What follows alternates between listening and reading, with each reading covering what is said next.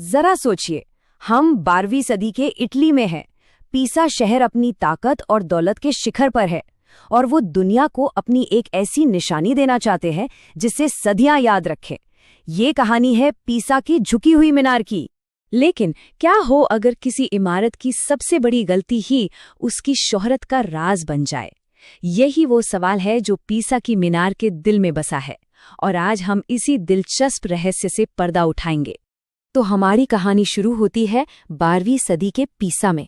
ये वो दौर था जब पीसा एक समुद्री ताकत था, बहुत ज्यादा अमीर और महत्वाकांक्षी। वो एक ऐसा घंटाघर बनाना चाहते थे जो उनकी शान को, उनकी ताकत को पूरी दुनिया में दिखाए।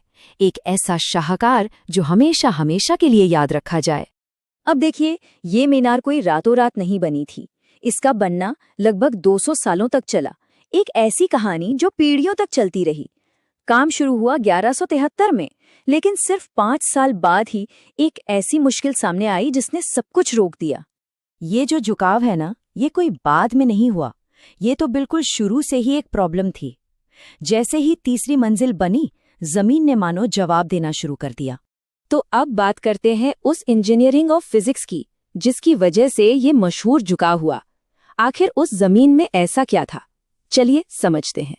और असली वजह थी ये जमीन। पीसा की जमीन नरम चिकनी मिट्टी, रेत और गाद का एक बहुत ही अस्थिर मिक्सचर है।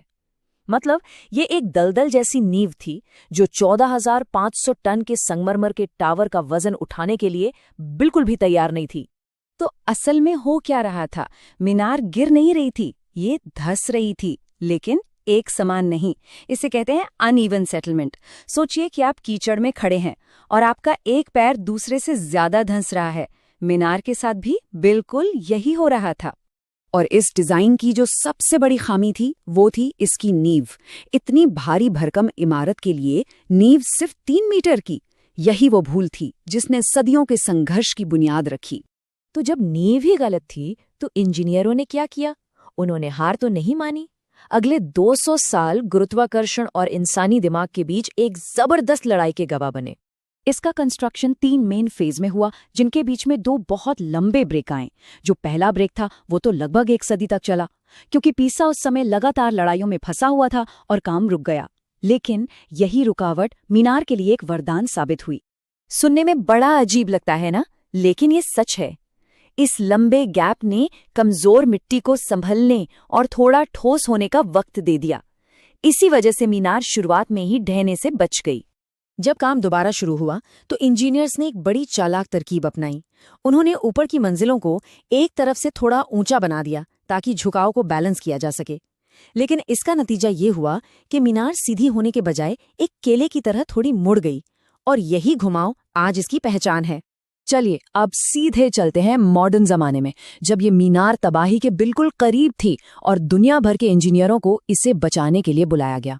5.5 डिग्रीज। 1990 तक मीनार इतनी ज्यादा झुक चुकी थी कि वो कभी भी गिर सकती थी। ये एक टिक टिक करते टाइम बॉम्ब की तरह थी। आखिरकार इटली सरकार ने इसे टूरिस्ट्स के लिए बंद कर दिया और पूरी दुनिया से मदद की गुहार लगाई।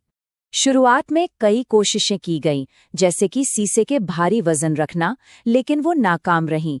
जो असली सॉल्यूशन था वो बहुत ही नाजुक और चालाकी भरा था। मीनार को सीधा करने के बजाय, उस पर कुछ डालने के बजाय, इंजीनियरों ने उसके नीचे से कुछ निकालने का फैसला किया। इसे कहते हैं सॉइल एक्सट्रैक्शन।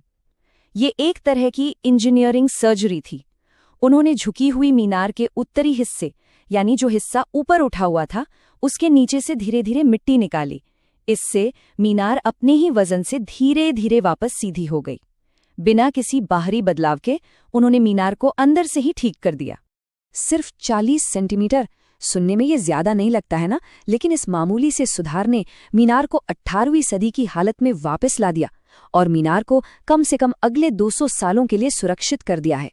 एक छोटी सी हरकत जिसने एक वर्ल्ड हेरिटेज को बचा लिया। तो आज ये मीनार कैसी है? इसका वजन है 14,500 टन और ऊंचाई लगभग 56 मीटर। लेकिन सबसे मजेदार बात जानते हैं क्या है? इसके घुमावदार शेप की वजह से दक्षिण की तरफ 296 सीढ़ियां हैं, जबकि उत्तर की तरफ सिर्फ 294।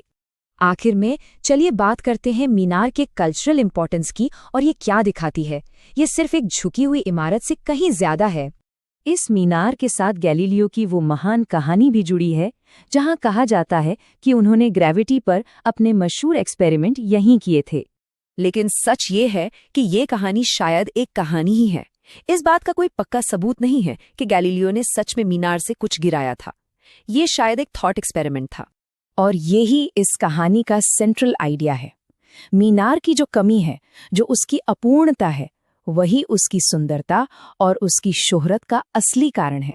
तो पीसा की मीनार सिर्फ एक इमारत नहीं है, ये इंसानी महत्वाकांक्षा, प्रकृति के साथ संघर्ष और इस बात का प्रतीक है कि कैसे हमारी गलतियां ही हमें सबसे अलग और खास बना सकती हैं।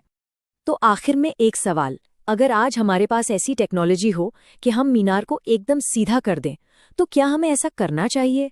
क्या हमें उसकी उस गलती को मिटा देना चाहिए, या फिर इसी कमी में ही उसकी असली खूबसूरती है? सोचिएगा जरूर।